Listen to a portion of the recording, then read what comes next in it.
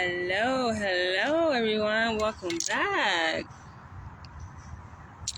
So, I've been thinking about this topic on friends with benefits, which I believe is a term that has been tossed around so loosely. And I think that we should have a discussion on this, right? Because you have men and women who,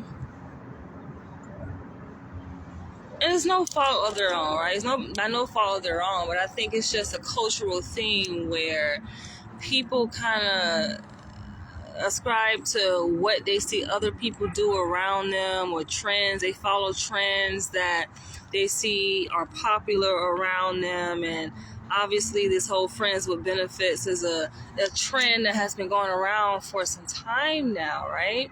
So I came across this guy, right, on this dating site, and I noticed, like, on his profile, after he messaged me, I went to go check his profile, and I'm looking at it, and it says that he's not interested in anything serious. He wants a friend with benefits, or he wants friends with benefits kind of arrangement. So, funny enough, because after, like, he messaged me, right, and I checked his profile, I sent him a message, and I'm just like, friends with benefits, can you tell me what exactly that kind of arrangement will look like? Like, what does that look like to you? What is your understanding of that, right?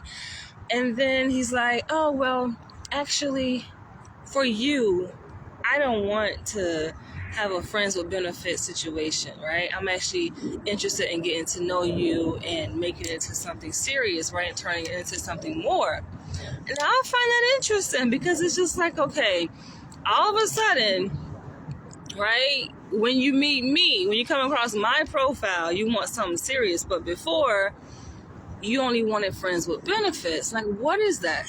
What is that, right? I know exactly what it is. And it just boiled down to him not really knowing what exactly he wants. And oftentimes I come across guys like that on dating sites. People have the audacity to ask me, oh, what's a beautiful woman, successful woman like yourself doing single? And it's just like, men talk about women not knowing what we want, but y'all don't be knowing what the hell y'all want. And he is not the first. And so, of course, I'm curious to see, because this guy, he wasn't that bad looking, right? He's a black man, 6 foot something tall, right? Like, aesthetically appealing to me. So I'm just like, he wasn't that bad. I'm just curious to hear. But this is the thing, because for me, I'm a very direct person, clearly. So I'm attracted to, when I say alpha men, it's like men who can articulate what exactly is that they want and stand on that shit. You're confident in who you are. You're confident in yourself, right? Irrespective of other people's perspective or opinions of you. Irrespective of any opposition that is posed against you, like, you stand tall and firm on who you are and what it is that you want. So it's almost like when I asked him, this guy on a dating site, to tell me a little bit more about what this arrangement will look like, it's like he kind of retreated, right? He was just like, oh no, I'm actually interested in getting to know you and making something more. And I say, well, no, you say on your profile that you want friends with benefits. And then I say, tell me what that means, right? And he's like, it means friends where we engage, like, in intimate, interaction. It's like, friends with intimacy, right? And I'm like, okay, I know what exactly it is. So I just want to hear men say it. And then I followed up after he said it means, like, friends, with intimacy, like interaction. I said to him, so what is the benefit for the woman involved? Because I'm like, I'm curious, right? I mean, clearly, I think friends with benefits, like I said, it's just this loose term, this phrase that has been kind of thrown around very loosely. And for a lot of men, clearly it means sex. But it's a fancy way of saying like, oh, I want sex, right? And they want to say benefit. But I've asked guys like, what is the benefit? What is the benefit for me? I'm curious. If a man can really stand on what it is that he wants and let me know what the benefit is for me, or make it clear, make it evident, I might be interested in friends with benefits under those terms. I got a lot of crackling behind me, right? I know it's a lot of like squirrels, but I'm like, hold on. So I'm like, I might be interested, in having that kind of arrangement, because I'm a very spontaneous person, right? We're all just sexual human beings at the end of the day, right? Men and women, we all kind of want the same thing, But it's like this guy that I was engaging with, like he could not stand confidently on what it is that he said that he wants. So I'm asking him like, what's the benefit for the woman? And then he goes, oh, I already told you. Clearly you didn't. You told me what it is in terms of intimacy. But how is that, like, how is sex? Like I say, intimacy is just a fancy way of saying sex, right? Friends with benefits is a fancy way of saying that you want sex. But how is that?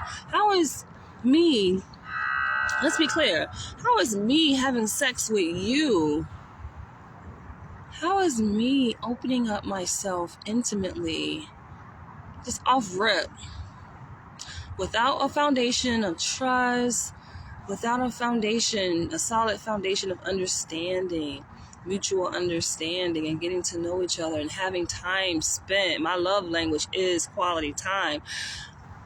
Without that being the foundation of our getting to know each other, you want sex. Like, how is that a benefit? How is sex a benefit for me? And of course, y'all know I like to get up into guys' mind, right? That's what I do for a living. And nobody can stand confidently on this shit. My thing is like, listen, if you proclaim to be a man, right? I'm a man. Like, stand tall and firm in your masculinity. And perhaps, you might just get exactly what it is that you want. You might attract that. I think a lot of men struggle, especially on dating sites, because they just lack that confidence piece. They lack that true dominance, true alpha maleness. They don't know what it is. It's not in them. It's just not in them. So they run into problems with, when they come across women like myself, because it's a challenge for them. I don't intentionally or deliberately try to be a challenge. I'm who I am, right? And of course, I'm going to ask like legitimate questions. It's just like, I'm curious, like, what is the benefit? Because I don't see it. And the sad enough is that a lot of men that want this kind of arrangement, and you might be watching this as a man who have wanted this kind of arrangement, like, they don't be coming with nothing sexually. So how is that a benefit? To create further sexual frustration for a woman who's already sexually frustrated. For me, the last time I was intimate with a man was January 2021, right? So this coming January 2024, which is just a month away, it'll be 3 years since I've been sexually intimate with a guy. Now, I've come to terms and I've made peace, right? Of course, at times, I get my urges. I'm human.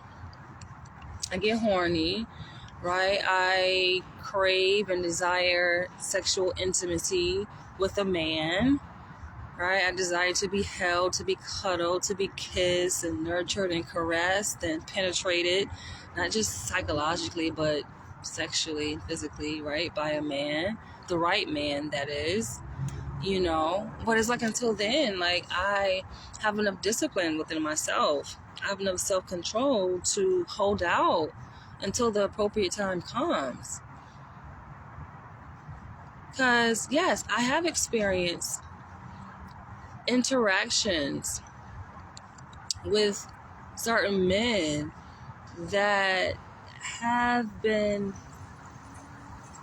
nothing but disappointment when it comes to the sexual exchange. And I know these are men that in their mind are thinking like, okay, sex with benefits. Friends with benefits, which, like I said, is really pretty much sex. That's what that translates to in my mind. Just having sex, and it's a benefit for them to take a woman on as their quote unquote friend because they're getting sex out of it. But what is the benefit to a woman? Let's say even a woman such as myself or any other woman who may be out there, right, who is sex positive and, appreciates and values just, good sex with the counterpart. I would appreciate that arrangement if I was sexually satisfied in that kind of situation. But it has to, for me, sex is spiritual, right? It's just deeper than just the physical aspect of laying down in a bed with a person and us exchanging bodily fluids. And a lot of times it's very short-lived, right? That experience, it lasts probably no longer than 5 to 10 to 15 minutes, if that, right? So it's a very small amount of time that you are with this person, and it's more of a sexual kind of transaction, and for me, I would feel empty, as do I think a lot of men who desire such type of arrangement with a woman. Like, at the end of the day, I think these men come from a place of emptiness, of a void, and I do have a video that I'm going to follow up relating to another video that I made on small penis syndrome. But as I was engaging in this discourse with this man who sent me the email to prompt that discussion, that video topic discussion, like, he explains, how he grew up and things that he lacked, and it just goes to show in so many words that he has a void that he's trying to fill. And he basically, a lot of people, they have these emotional voids that are there in their lives, right? Whether they grew up without a mother, a maternal figure, grew up without a paternal father, father figure. It was something that was missing, and they seek to try to fill that through sex. It's like they turn to sex, and I get it. It's like sex is a drug. It's a panacea. It's a temporary kind of immediate fix to what it is that a person is lacking. Yes, because, it's like drugs. You get that immediate feel-good experience, right? If you're smoking marijuana, it's immediate. The effects are immediate after you hit that blunt. Same thing with taking a drink, right? Sex does that for a lot of people. It serves that purpose. I get it. And so for a lot of men, right, they take to women in an objectified way, right? Women become these objects by which it fulfills their need, this void that they have, and they feel good, yes, in the moment, but it doesn't serve to last, right? It's not long-standing. They aren't truly fulfilled, right? If you only are fulfilled, let's say, in a matter of 10, 15 minutes, right, for that present moment, but then after that time pass, the day pass, the void is still there, right? There's still a problem. And then you have men to go to say, okay, well, men have high sex drives. Oftentimes it's not just a high sex drive. It's just a really deep unmet need and unfulfilled void that continues to grow deeper and deeper the more they chase after things that are vain, like sex with random women that they haven't really haven't established a real connection with on a psychological, emotional level. Now, before I wrap this video up, I would like to say that I think it would be helpful for us, especially as melanated conscious people, self-responsible people, to redefine like what that means in terms of friends with benefits.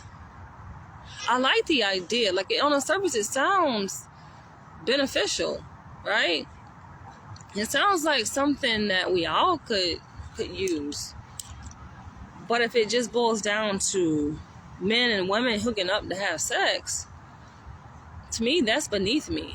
So I would like to imagine that friends with benefits, and I feel like it's kind of a misnomer, or it could be kind of like a redundant statement, right? Why not just say, like, let's just be real friends, right? And I feel like it goes without saying that for me, I know how I choose my friends. It's based on utility. It's based on, like, what do, yes, they bring to the table. Like, how can you add to my life? I'm not just going to be hanging out with random people who add nothing to my life. That's pointless, right? I'm not just going to hang out with somebody just because, oh, they're cool or they're aesthetically appealing to me, right? They're cute.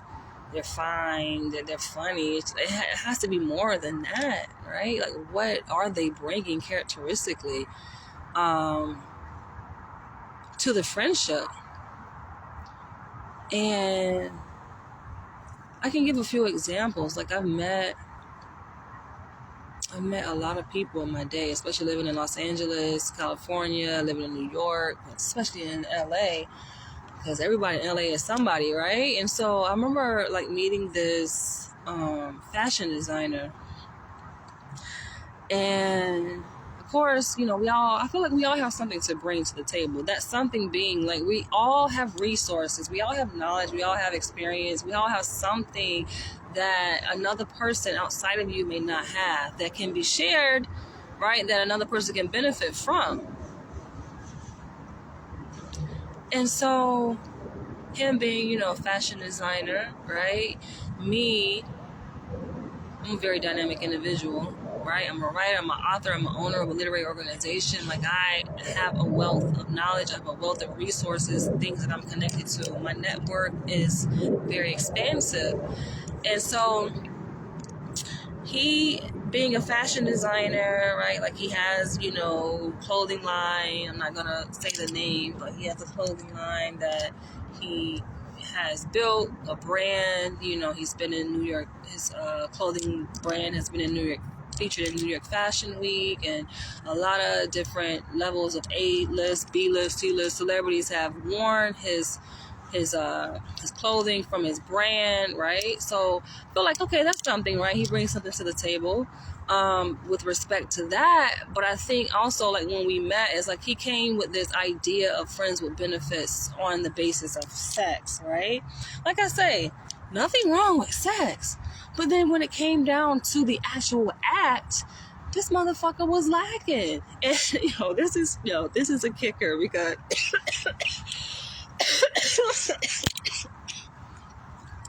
when I moved back to New York in 2020, right, and not long after I moved back, he popped up on my phone, he messaged me, and he was like, wanted to reconnect, and he was like, oh, you're back in New York, I want to come visit. So, make a long story short, like, he had in his mind that, trying to kind of hustle me in a sense, right? Like, oh, you can book the Airbnb, right? Find the Airbnb, let me know which one, we can book it. I'm like, slow your fucking roll. Now, granted, back in Los Angeles, like, he had a house that he shared with a couple of roommates. It was a nice house. Don't get me wrong. It was a nice spot that he had. I think it was, like, close to the valley, like, because I used to work out in the valley at a prison, so it's like on my way there, like, before I got to, like, my workplace, I would pass by where he lived, the neighborhood where he lived. Nice neighborhood, nice home, like, upstairs and downstairs and everything. It was nice. And so I used to go over there, I used to hang out, over there with him. We had good times together. And so I guess in this mind, he imagined, like, in me living in New York, he can come, and I'm very particular, especially when it comes to, like, inviting people over my place or anything like that. But anyway, like, the conversation, it came down to us kind of recapping our moments together, right? Like, we were intimate.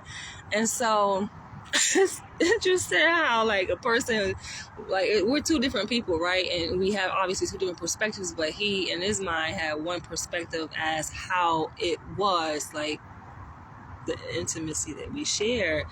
And I had a completely different perspective. And this is the reason why it's important for conversations to be had, like men and women. And it's funny because I just talked about this in a previous video, how like men be asking women, oh, how was it? They'll ask a woman, like, did you come, or how was it? And I've said this before, like, there's no need to even ask that. Men who ask that kind of question come from a place of insecurity. And they ask it because they feel insecure. They know that it wasn't nothing. Because listen, if the sex is hitting for something, you don't have to ask. Her body language is going to communicate everything, right? Like, you don't even have to ask. But for the sake of clarity and communication, it doesn't hurt to necessarily have a very open and candid conversation. I would say not during the act, though. During the act, fuck it all up. Don't ask during the act. Hopefully this helicopter doesn't throw off my fucking connection, because sometimes it does. Don't ask during the act, but after, right? After this all finished, right? When you're out of that moment, that time and space, as a follow-up, it's okay. And even that can be a little bit of foreplay to even engage in a conversation about, what the sexual experience is like, right? As a follow-up discussion. And so it came up, like, this is like years after we have, been separated from each other, a little while after. When I moved back to New York, like, it came up in conversation, and I was just like, nah, that shit wasn't hitting for nothing like that. Like, I let him know. I was like, it was something in me that just was inclined to just speak truth to power. Because I felt like in the moment, he was just he was too confident. And that's the thing. Like, I feel like people need to know the truth. And there's nothing wrong with confidence. Listen, I love a confident man, but it has to be rightfully so. Like, if your confidence is just displaced, right, or disproportionate, like it's not even in alignment to reflect how confident you should really be. Because he was confident in respect to our sexual exchange. She was overly confident, and I'm just like, hold on, that shit was not hitting for. And I know that's where it came from. The conversation that we had, right? It came to that point because he was expecting.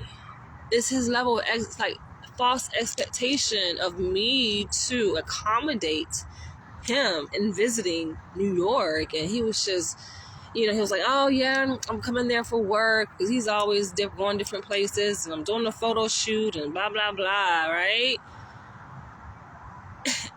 Just too confident. And I'm just like, I'm like, nah, slow your roll, buddy. It wasn't even hitting for that. In fact, I was not satisfied. I felt that you had a little dick. I let him know. I was like, your shit was little. And he was like, what? And this is all like through like text message. He was like, he was shocked. He was like, oh my gosh. I was like, listen, I'm not here to hurt your feelings or to offend you, but I'm just being honest with you. And I felt like this, I said this before, this is where a lot of women, like, we go wrong, because we be lying, faking orgasms, like just misleading men and have them thinking that it's one thing when it's really something else. Like, tell the fucking truth. If the shit is whack, let them know, like, hell no, your shit whack, hell no, you got a little dick. And this is the thing, some men, they go to say, this is their defense, this is their rebuttal. They'll be like, oh, my dick isn't little. It's just like, oh, you got loosey-goosey. Nah, baby, my shit tight. A little dick is a little dick. And listen, not every man is able to fully satisfy a woman. Some men, they know, and they're honest enough to admit, like, yeah, I'm lesser endowed. They know, and that's the reason why they overcompensate in other areas. And he did that. Like, before we actually had penetrable sex, like, I think he gave me oral sex. He ate me out. And this is like, to me, it's a telltale sign that, yeah, he ain't working with shit down there, because they spend a little bit too much time down there giving you head. And for me, I'm not even a fan of head in either direction. I don't like giving nor receiving. Fuck that. I do like the intellectual foreplay, right?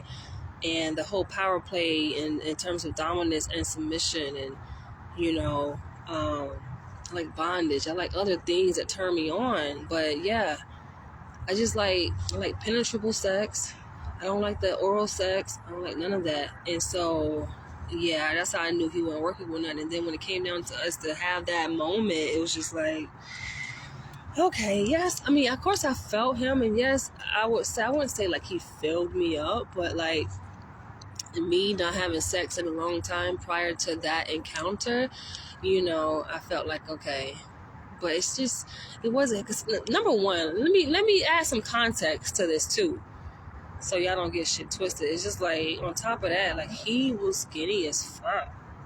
It was like, I felt like we wasn't even supposed to have sex. We was just like friends hanging out, right? And we kind of connected on the art level, on the, you know, the art vibes and shit like that. Me being an artist, him being an artist in his own right. And so it was like, we connected on that level, but dude was fucking, like, he was skin and bones, and I'm not really usually attracted to men that skinny like that. Like, he was skinny to me, and I know I'm kind of like slim. I'm naturally slim, right? So he was skinnier than me, and it's just, yeah, shit wasn't hitting. And so I had to drop the bomb on him. But that's like another example to show, like, dudes be talking about friends with benefits. What benefit? And so this is another reason why, like, I had to cut that particular friendship, or whatever the fuck you want to call that, off, because I didn't feel like I was benefiting anything from that.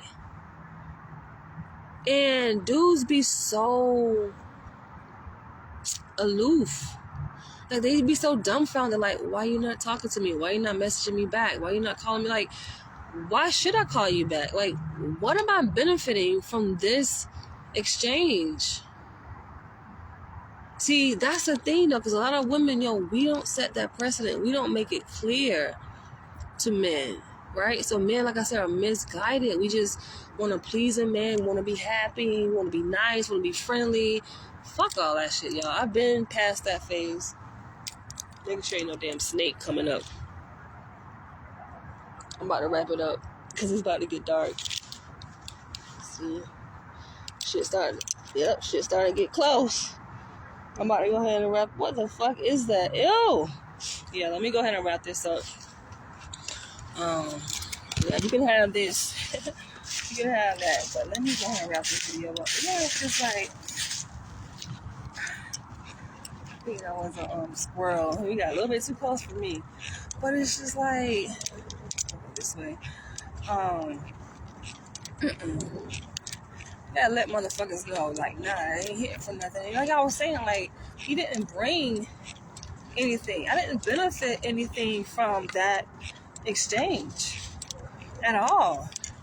I mean, and another thing, it was just like, because you got a lot of guys that just be in a position to want to try to use a woman for whatever. Use her for sex. Use her for whatever she brings. For me, like I said, I own my literary organization, and at the time, he was like asking me, oh, can you teach me how to write a book? Can you proofread my book? Right here, I wrote a little book to promote his clothing brand, and he had created like quotes, like a quote, inspirational book. And for me, I don't mind helping people, but it's just like, I felt a need for me to draw that boundary and to be selfish in that moment, because I just didn't feel like I was benefiting at all. I mean, yeah, he invited me over to his place. They had like a little, what was it? A couple of parties at his house. I think it was like around the holidays at that time, right? So they had like, it was like a New Year's Eve party or something like that. It was a while ago. This was like a couple years ago. But it was just like, yeah, invited me to that. But I just felt like that's not a benefit. And here's what I mean by we should redefine what benefits are, right? Benefits is like, let's say I'm about to open up a storefront, right? But I am in need of some financial resources, right? To some capital to start this storefront up, right? And with that, we're just saying hypothetically speaking, right? Hypothetically speaking, in order to qualify to, attain some capital, right, you have to have certain criteria. And let's say I don't quite meet the criteria. Let's say I come close, but I don't quite meet the criteria. But my quote unquote friend, right, guy friend, he may himself or may know someone, right, who has, let's say they may, work in finance, right? To me, friends with benefits would be that person would be able to make a way, right? Or let's say I own, several venues across New York, and this particular person that I'm interested in, right? When he comes, he may, want to run some events, some fashion shows or whatever relates to his business, and he may want to, use my venues, right? Or use one of my venues.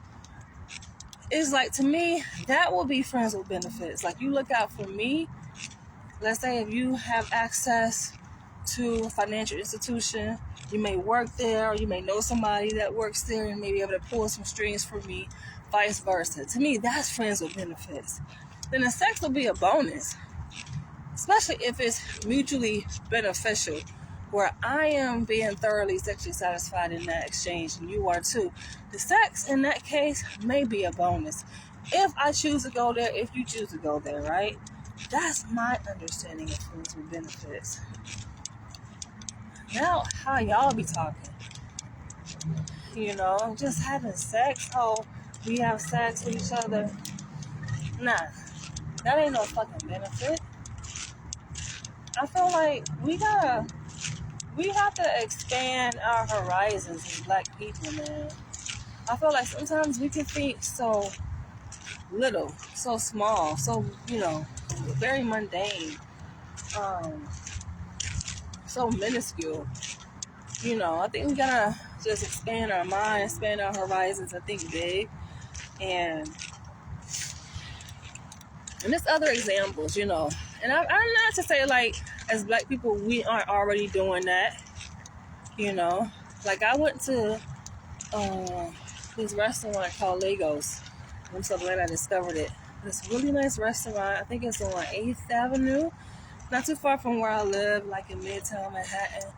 And I'm just sitting there because it was fucking busy, and I made a reservation to go there the other day, but I was like an hour late, so I lost my reservation. But I ended up sitting at the bar, which, funny enough, I don't really like sitting at the bars, but I realized, when it comes to networking, going to bars and sitting at a bar is not really a bad thing necessarily. So I'm at the bar, and funny enough, there was a guy standing next to me, and you never know who is who, right?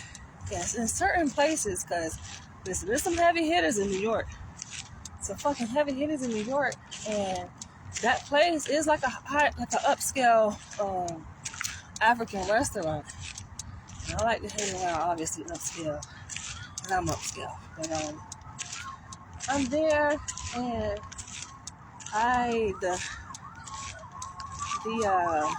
the bartender, who was serving me, was asking me, what it was that I wanted, and I told him, I was like, I don't know, something different, something a little tangy, something a little strong. And then the guy standing next to me, he was like, oh, you want something strong, huh? Right? And he was making a joke with the bartender, and I was kind of going back and forth. And, then he was asking me, you live around here? And he was telling me that he is in town, like he gonna be in town for a couple of months, And it turns out, like I said, you never know who is who, right? For me, I'm always going to come from a place of curiosity, right? Expressing curiosity, getting to know people, having just mutual respect over it. That's just me. And so, turns out this guy, he owns several restaurants.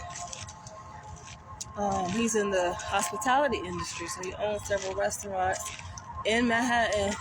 I think he said one back home where he lives in Texas. So I was just like, now granted, he could be lying, because motherfuckers come with all kind of pickup lines, but looking at him, he looked like he definitely owned. Like, he definitely looked like he was walking the talk. And so I was like, okay. Now, that's just an example, right? It didn't go any further than that conversation. It could have, right? But in terms of friends with benefits, you see what I'm saying? You never know who is who. And my thing is this. We, especially as Black people who have a passion for uniting, have a passion for improving ourselves economically, politically, right?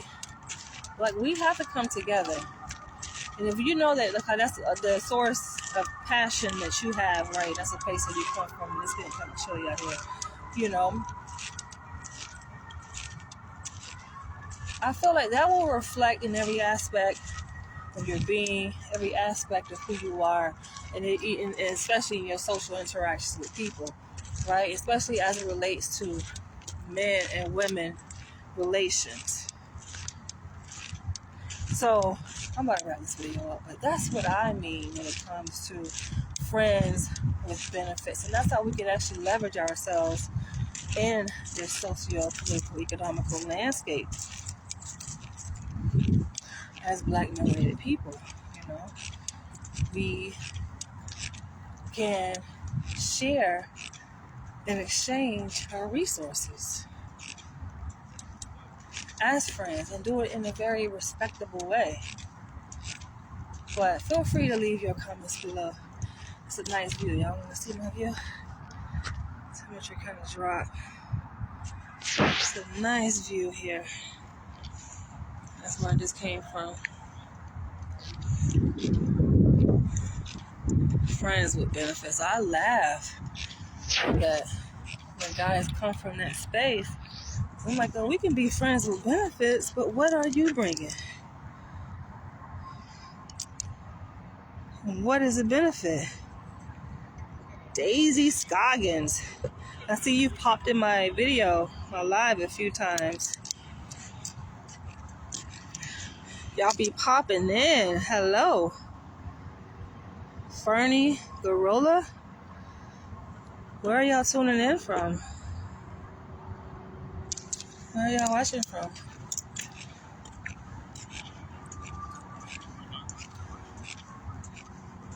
Yeah, like I say, you know, you might know somebody that work on an airline, right? Or you may work for the airline, whether you are or you know somebody connected to a particular resource, you know. And I have my resources. I have my network. Definitely have my network of people and resources, you know. Then we can exchange on that. We can commune and do business on that. That's what I mean when it comes to friends with benefits. And then the sex would just be a bonus if you come with something that's worth something. You feel me? This is a nice view. I'm about to go get me some dinner. I had to just make the video on that because I've been hearing that a lot lately. And I find it interesting, like on the dating site, coming across guys who they may have that on their profile and I ask them to elaborate on it. Oh, no. In fact, I want more with you. I don't just want to be... So why would a guy have that on his profile then? Why would you put that? I guess I get it though. I think what it is that like some of these dating sites are known just for hookups. That's what it is. But on that note, I'm gonna catch y'all later. Thanks for tuning in. Thanks for watching. Feel free to share your comments below. And I probably will be going live tomorrow sometime soon to address this email that I received and follow up to the video on small penis syndrome. I'll catch y'all later. Just keep popping in, popping out. Can't leave, huh? Becky Bull. Oh yeah, Becky Bull. Daisy Scoggins. You just can't leave. You can't leave, but you can't say hello either. Catch y'all later. Peace out.